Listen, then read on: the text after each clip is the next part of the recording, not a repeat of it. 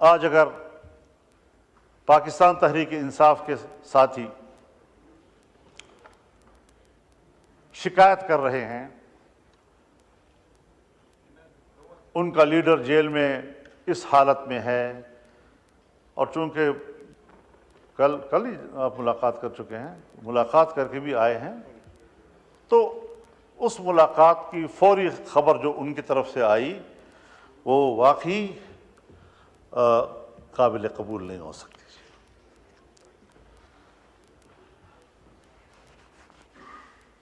جلسے اجتماعات وہ ایک جمہوری حقوق ہیں، اگر جمہوری حقوق میں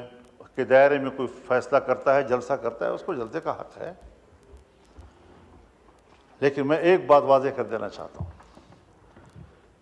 کہ اگر میاں نواز شریف صاحب پر ظلم ہوتا ہے، میاں شہباز شریف صاحب پر ظلم ہوتا ہے، آصف علی زرداری صاحب اور ان کی بہن کے ساتھ، ان کی جماعت کے سینئرز کے ساتھ زیادتی اور ظلم ہوتا ہے، اور میں ان کے ساتھ شانہ بشانہ کھڑا ہوں، ان کے خلاف ہونے والے ہر قدم پر میں نے فرنٹ لائن پر لڑائی لڑی ہے، اگر میں اس وقت آپ کے اوپر ہونے والے مظالم میں آپ کے شانہ بشانہ تھا تو میں آج بھی عمران خان پر ہونے والی سختیوں کی مذمت کروں گا۔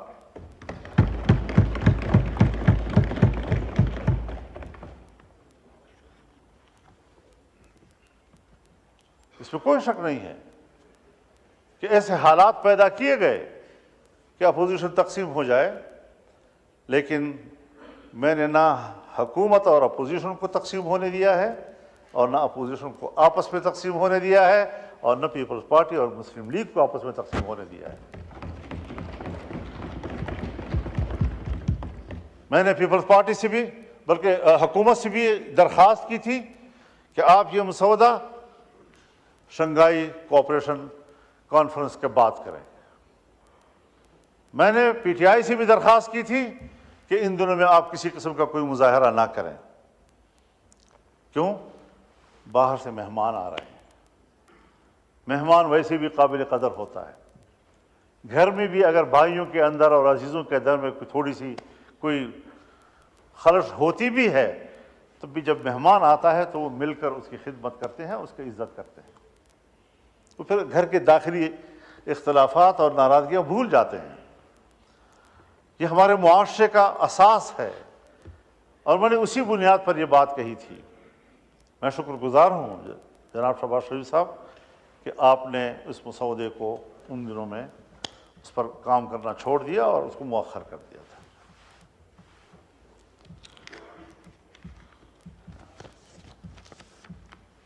ان کاوشوں سے اور ان تبدیلیوں سے اس آئینی ترمیم کا جو مفہوم اور جس کا تصور تھا وہ مکمل تبدیل ہو گیا۔ ابتدائی مسودے کا تصور بالکل مختلف تھا، اور اب جو چیز ہم پاس کر رہے ہیں اس کا تصور اس سے بالکل مختلف ہے، اور اس صورت میں ہمیں کسی قیمت پر قابل قبول نہیں تھا، اور آج ہم متفقہ طور پر اس کو دستاویز بنا کر اسمبلی سے پاس کرانا چاہتے ہیں، پارلیمنٹ سے پاس کرانا چاہتے ہیں۔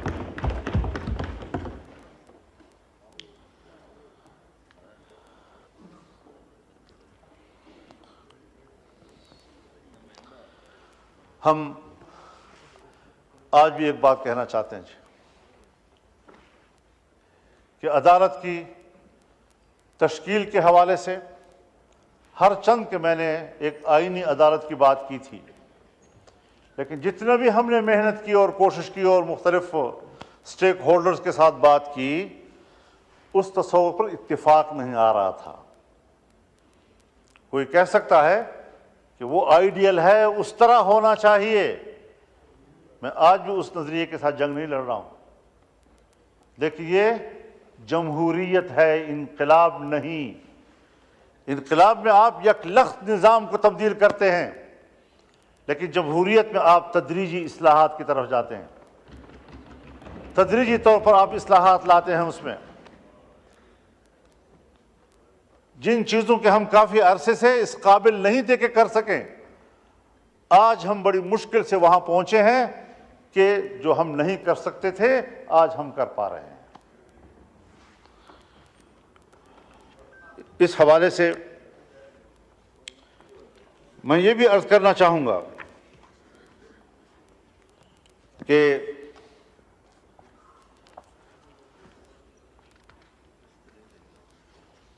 پارلیمنٹ کو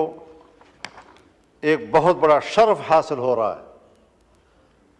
اس پورے پارلیمنٹ کو ایک شرف حاصل ہو رہا ہے، اور پوری پارلیمنٹ جو اسلامی جمہوریہ پاکستان کی پارلیمنٹ ہے، اور پاکستان کے عوام جس کی اکثریت مسلمانوں کی ہے، جو دو قومی نظریے کی بنیاد پر ہمارا وجود میں آیا تھا، اور آج وہ فیصلہ دے رہی ہے کہ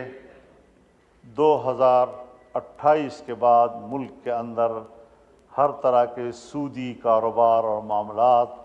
یہ ممنوع ہوں گے اور کاروبار سود سے پاک ہوں گے۔